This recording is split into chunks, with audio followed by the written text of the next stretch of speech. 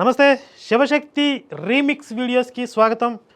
అలనాటి ఆణిముత్యాలు, ఆపాత మధురాలు లాంటి కొన్ని మంచి మంచి ఇంపార్టెంట్ వీడియోస్ని, బాగా ఆదరణ పొందినటువంటి శివశక్తి వీడియోస్ని మళ్ళీ రీమిక్స్ చేసి కొత్త ఆడియన్స్కి కూడా పరిచయం చేయడానికి, అలాగే పాత ఫాలోవర్స్ కూడా ఇంకొకసారి ఆ వీడియోస్ చూసి మళ్ళీ నెమరు వేసుకోవడానికి ఆ వీడియోస్ని మళ్ళీ పునఃప్రసారం చేస్తున్నాం ఈ ఛానల్లో. కాబట్టి ప్రతి ఒక్కరూ కూడా ఈ వీడియోస్ చూసి ఆస్వాదిస్తారని, ఆనందిస్తారని భావిస్తున్నాం. జై శ్రీరామ్.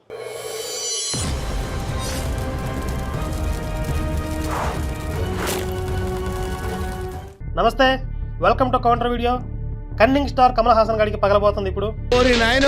ఇది కూడా ఏదో వెరైటీగా ప్లాన్ చేసినట్టున్నారు. మొన్నే లేటెస్ట్ గా ఒక వీడియో వచ్చింది. అందులో అనుకోకుండా ఒక రోజు సినిమా ఫార్మేట్ లో అక్కడ గొర్రెల్ని ఎలా మభ్య పెట్టి ఒక మాయాలోకాన్ని దేవుడు మన కోసం సృష్టించబోతున్నాడు, మనం అందరం అక్కడికి రెక్కల గుర్రం ఎక్కి అక్కడికి వెళ్ళిపోతామని చెప్పి వాళ్ళని చక్కగా ఊరిస్తా ఉన్నాడు. ఇప్పుడు లేటెస్ట్ గా ఒక వీడియో చూశాను. అందులో అసలు ఎంత బుద్ధిగా ఈ మధ్య ఒక పాట బాగా ట్రెండింగ్ అవుతుంది. సాంప్రదాయిని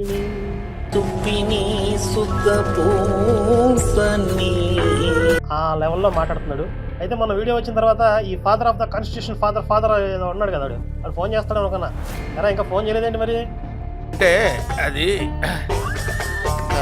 అయిపోయిందా ఒకసారికే? దా ఫోన్ చేసి సరదా మాట్లాడుకుందాం. మరి కన్నింగ్ స్టార్ గడి వీడియోలోకి వెళ్దాం. మా నాన్న నాకు చిన్నతనంలో యేసుప్రభు మా నాన్నకు తెలియదు, నాకు తెలియదు.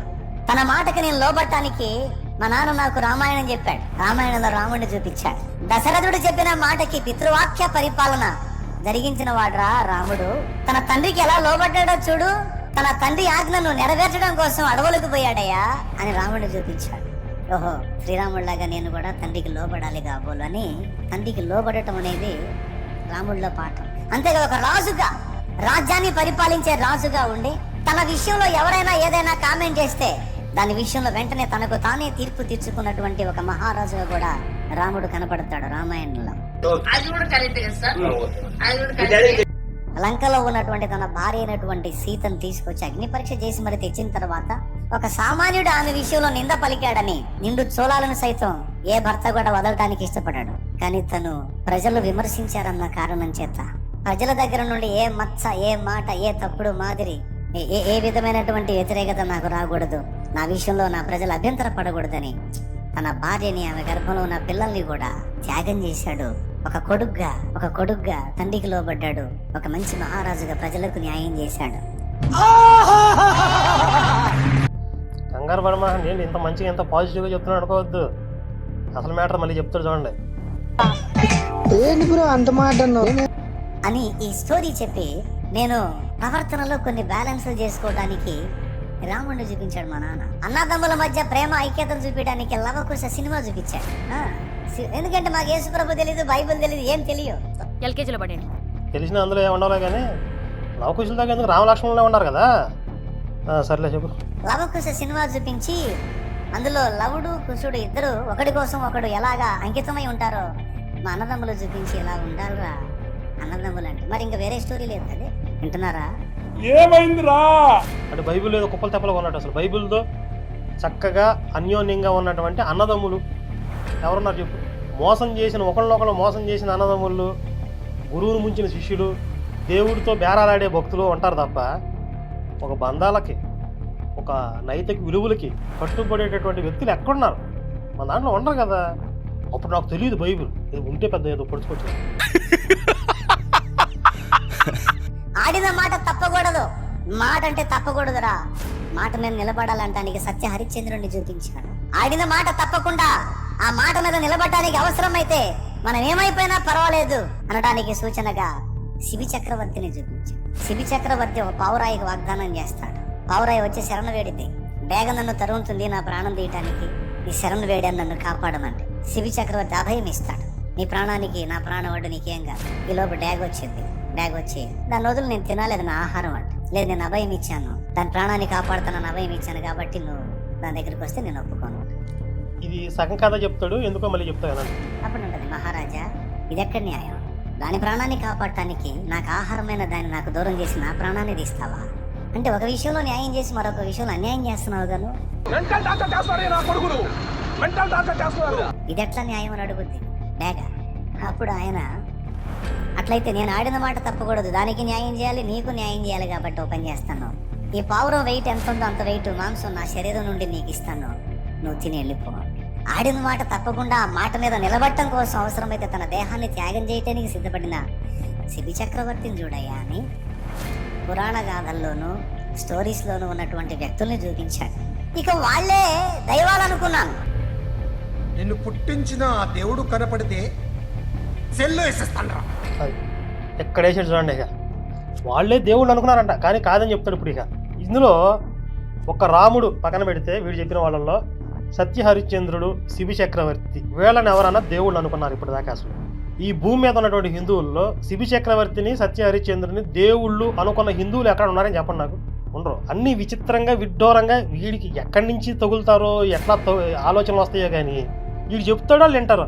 చెప్పేవాడు పాస్టర్ అయితే వినేవాడు గొర్రె. ఏం చేస్తారు అది?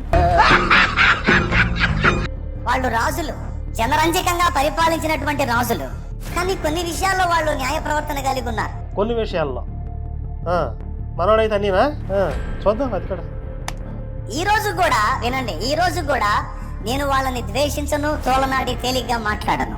అది ఇక్కడ వేసుకోవాలి. సాంప్రదాయిని వేసాయమ్మా. సాంప్రదాయిని సుప్పిని సుఖ పూసని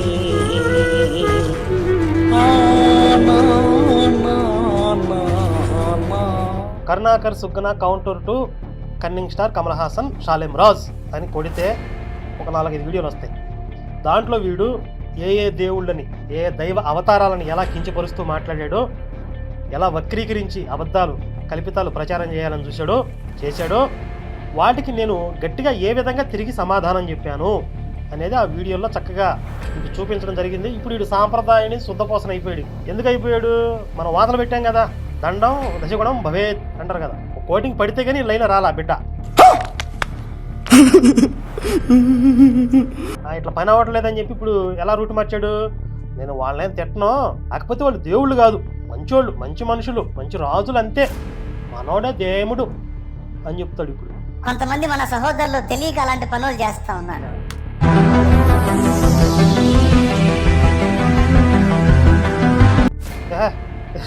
ఎవరి మీద దోస్తున్నారు? నువ్వు కదా, మీ సహోదరులు చేస్తున్నారా? అదేమంటే వాళ్ళు తిట్టట్లేదా యేసయ్యని? వాళ్ళు తిట్టినప్పుడు నీకు రోషం రావట్లేదా? ఓకే, తిడుతున్నాడు, కారణం వైరస్. స్తోత్రం. ఏంటి? నేను మన భాష వాడుతున్నాడు వీడు. నేను కదా ఇది మత మార్పిడి వైరస్ అనేది, బైబోలా వైరస్, మన పదాలు హైజాక్ చేస్తున్నాడు వీడు. ఇక అంతేలే, కాపీ పేస్ట్ కదా వైరస్. మనకు ఆ వైరస్ నుంచి విడుదల వచ్చింది కదా, మనం కూడా అదే వైరస్ లో ఉంటే అదే విధంగా స్పందించాలి. వైరస్ నుంచి విడుదల వచ్చింది కాబట్టి వైరస్ లో ఉన్న వారిని కనికరించడం, వారి కోసం ప్రార్థించడం, సాధ్యమైతే సమంజసంగా వారికి ప్రత్యుత్తరం ఇవ్వటం. ఇప్పుడు నేను వీళ్ళందరి స్టోరీస్ విన్న తర్వాత వీళ్ళు మహానుభావులు, వీరే దైవాలని మొక్కాను. కానీ వారు అప్పటి కాల ప్రజల్ని వాళ్ళు మంచిగా పరిపాలించారు. ఇప్పుడు శిబి చక్రవర్తి కథలో తీసుకుంటే అక్కడికి పావురం రూపంలో, డేగ రూపంలో వచ్చింది సాధారణమైన పక్షులు కాదు. దానికి ముందు దేవతల మధ్య సంభాషణ జరుగుతుంది. ఇంద్రుడు, వరుణుడు, అగ్నిదేవుడు వీళ్ళందరూ కలిసి శిబి చక్రవర్తిని పరీక్షించడానికి వస్తారు. అది ఎప్పుడు చూడండి, సగమే చెప్తాడు. అలాగే సత్యహరిశ్చంద్రుడిని కూడా దేవతలు పరీక్షిస్తారు. దానికి సంబంధించిన సంవాదం కూడా పైన ఇంద్రలోకంలో జరుగుతుంది. అంటే అక్కడ దేవతల ప్రస్తావన ఉనికి ఉన్నాయి. సగం కథలను ఎత్తేసేసి వీడికి కావాల్సిన వరకు తీసుకొచ్చి వీళ్ళు మంచి మనుషులు, మనం వాళ్ళని అంతవరకే చూడాలి, అందులో ఉన్నటువంటి దేవతల ప్రస్తావన తీసేస్తున్నాడు. మరి రాముడు ఎక్కడి నుంచి వచ్చాడు? సాక్షాత్తుగా విష్ణుమూర్తి అవతారం కదా. కళ్ళు దొబ్బినియారు నీకు? రామాయణం విన్నాను, చదివాను అంటున్నావు కదా, కళ్ళు దొబ్బినియా నీకేమన్నా?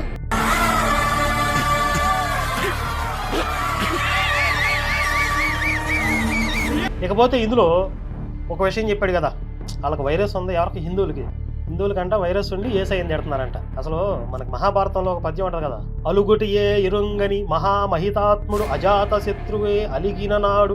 ఆయనకి సాధారణంగా కోపం రాదయ్యా, కోపం వస్తే మాత్రం ప్రళయమే అని ధర్మరాజు గురించి చెప్తాడు కృష్ణుడు కదా. అలాగే హిందువులు సహజంగా శాంతి పరులు, సహనం కలిగిన వాళ్ళు, ఇతర మతస్థులను కూడా గౌరవంగా బ్రతకనించేవాళ్ళు. వాళ్ళకే కోపం వచ్చేలాగా, వాళ్ళకే అసహ్యం, విరక్తి కలిగేలాగా తీసుకొచ్చింది ఎవరండి భారతదేశంలో? నేను చెప్పడం ఎందుకు, చాలాసార్లు మనం పిడి సుందరరావు గారి క్లిప్ వేసాం కదా. బాబు ఒకసారి వేసుకో మమ్మల్ని క్లిప్. క్రైస్తవ్యానికి ఎన్ని చూసినా బుద్ధి రాకపోగా, క్రైస్తవుడు చేయకపోగా దేవుని కోసం అలా చేసిన వారిని విమర్శిస్తున్నారు. అందుకే కదండి ఈరోజు ఈ తంటాలు వచ్చాయి మనకి. ఈ దేశం నుంచి మనల్ని వదిలేయాలని ఎందుకు అనుకుంటున్నారు? వీళ్ళ నోళ్ళు మంచివి కావు. వీళ్ళ దేవుడి గురించి చెప్పడానికి 66 పుస్తకాలు ఉన్నా ఈ 66 పుస్తకాలలో నువ్వు నేర్చుకోకుండా వాళ్ళేదో తప్పు చేస్తున్నారని వాళ్ళని విమర్శించటం, వాళ్ళ మీదకి వెళ్ళటం, గొడవలు పెట్టడం, మైకులు పెట్టి అరవటం వల్లే కదండి ఈరోజు భారతదేశంలో ఈ దుస్థితి వచ్చింది. ఏ దేవుడినైనా ఎందుకు తిట్టాలి మీరు ఎవరైనా? ఈ దేవుడు గొప్పతనం ఏదో నువ్వు చెప్పుకో. క్రైస్తవులండి వాళ్ళేనండి నేర్పించారు. అంటే సిగ్గు శరం అని వదిలేసారు. దేవుళ్ళు తిట్టిన ప్రపంచంలో మొట్టమొదటి ఈ క్రైస్తవులుగానే. వీళ్ళు దేవుడిని తిట్ట మొదలెట్టారు. దొంగ పాస్టర్లు అందరూ కాదండి, అమాయకులు, సంఘానికి వచ్చి వెళ్ళిపోయే క్రైస్తవులు కాదండి, దొంగ బోధకులు, ఓనమహాలు రాని వీళ్ళేనండి మొట్టమొదటి హిందూ దేవుళ్ళు తిట్టడం నేర్పించారు హిందూ దేశంలో.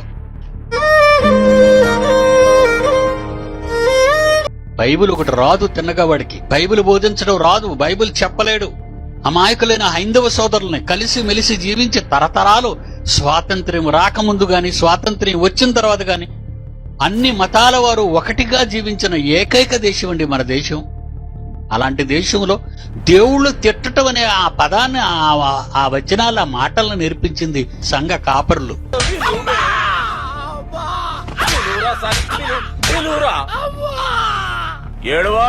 ఇవన్నీ కాదండి, పిడి సుందరరావు గారికి కూడా తెలియదు పాపం, ఏదో వాగేశాడు ఆ ముసలాడు, చపల చెత్త వచ్చేసింది ఆయనకి అని కూడా అంటాడు. ఇప్పుడు సరే, ఈ పిడి సుందరరావు వద్దు, నా వాదన వద్దు, ఇవన్నీ పక్కన పెట్టేద్దాం. అసలు ఇప్పుడు ఒక ప్రపోజల్ పెడుతున్నాను రా కన్నింగ్ స్టార్ గా.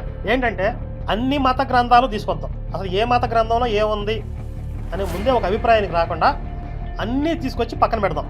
ఒకదానం అంటే ఒక పక్కన పెట్టేసుకుందాం. పెట్టేసి ఒక రూల్ రాసుకుందాం. అదేంటి అంటే, ఏ మత గ్రంథంలో అయితే, వింటున్నావా జాగ్రత్తగా, దేవుని బిడ్డలు, గొర్రెలు అందరూ వినండి. ఇప్పుడు వీడు చెప్పిన సిద్ధాంతం ప్రకారం ఇతర మతస్థుల్ని తిడుతున్నారు, ఇతర మత గ్రంథాల యొక్క దేవుణ్ణి అపహాస్యం చేస్తున్నారో లేకపోతే విమర్శిస్తున్నారంటే వాళ్ళకు వైరస్ ఉంది, వాళ్ళకు జబ్బు ఉంది అని అర్థం కదా. మరి వీడు చెప్పినటువంటి ఆ విషయాన్ని బట్టే నేను ఇప్పుడు ఒక ప్రతిపాదన చేస్తున్నాను అనమాట. అన్ని మత గ్రంథాలు తీసుకొచ్చి పక్కన పెడదాం, ఒక రూల్ రాసుకుందాం. ఏ మత గ్రంథంలో అయితే ఇతర మతాలపైకి దాడి చేయమని పురుకొల్పుతున్నారో, ఇతర మతాలను ధ్వంసం చేయమని రాసి ఉందో, ఇతర మత విశ్వాసాల గురించి అవహేళనగా కించిపరిచే విధంగా రాసి ఉందో, ఆ మత గ్రంథము బోకు పుస్తకము, విశ్వాస్ నా కళ్ళున్నాయి చూస్తున్నానుగా, లుచ్చా పుస్తకము, ముంజల పుస్తకము, ముంజలకు పుట్టిన కొడుకులు రాసుకున్న పుస్తకం అది. అందులో ఉన్నటువంటి దేవుడు పరమ బోకుగాడు. నేను ప్రత్యేకంగా ఏ దేవుడు అనట్లేదు రోయ్. అంటే ఏ మత గ్రంథంలో అయితే దేవుడిగా చెప్పబడేవాడు ఇలాంటి విషయాల్ని ప్రోత్సహించాడో, సమాజంలో మనుషులందరూ చక్కగా బ్రతకగలిగేటటువంటి పరిస్థితి లేకుండా వాళ్ళని మతాల పేరుతో రెచ్చగొట్టాడో ఆ బోకున డాష్ గాడిని అంటున్నా, ఆడు దేవుడు కాదు. ముంజల కొడుకులు తప్పతాగి రాసుకున్న పుస్తకాలు అవి. ఇవి పెట్టుకుందాం రూల్స్. ఈ రూల్స్ పెట్టుకుని, ఈ డిక్లరేషన్ రాసుకుని అప్పుడు ఓపెన్ చేద్దాం మత గ్రంథం. ఏ మత గ్రంథంలో రెచ్చగొట్టారో ఇతర మతస్థుల్ని ధ్వంసం చేయమని చూద్దాం. ముంజల పుస్తకం ఏదో తెలిసిపోద్ది కదా. రెడీనేరా కన్నింగ్ స్టార్గా? నువ్వు సక్రమ సంతానం అయితే కనుక ఒప్పుకోరది, ఈ ఛాలెంజ్ ఒప్పు. నువ్వు జీవితంలో ఇంతవరకు ఒక్క ఛాలెంజ్ కూడా తీసుకోలేదు. నువ్వు సామెత ఉండదు, అది ఎందులో కానీ జనంలోకి వచ్చి సందులోకి పారిపోతావని చెప్పి, అంతే తప్ప జీవితంలో ఒక్క విషయాన్ని కూడా నువ్వు రుజువు చేసింది లేదు. కాబట్టి దమ్ముంటే ఇప్పుడైనా సరే ఈ ఛాలెంజ్కి ఒప్పుకొని నువ్వు కాస్త మగ పుట్టుకు పుట్టావు, మనిషి పుట్టకు పుట్టావు అనేది నిరూపించుకోరా. అయితే ఇప్పటిదాకా వీడు మన దేవుళ్ళని తిట్టిన విషయాలు, వాటికి మనం కౌంటర్ ఇచ్చినవే కాకుండా ఫ్రెష్గా ఇంకొక వీడియో దొరికింది. అందులో కూడా మన దైవాలని ఎలా అవహేళన చేస్తున్నాడు అనేది నేను మీకు చూపించబోతున్నాను. సెకండ్ పార్ట్లో ఆ విషయాలు చూద్దాం. జై శ్రీరామ్, భారత్ మాతా కీ జై.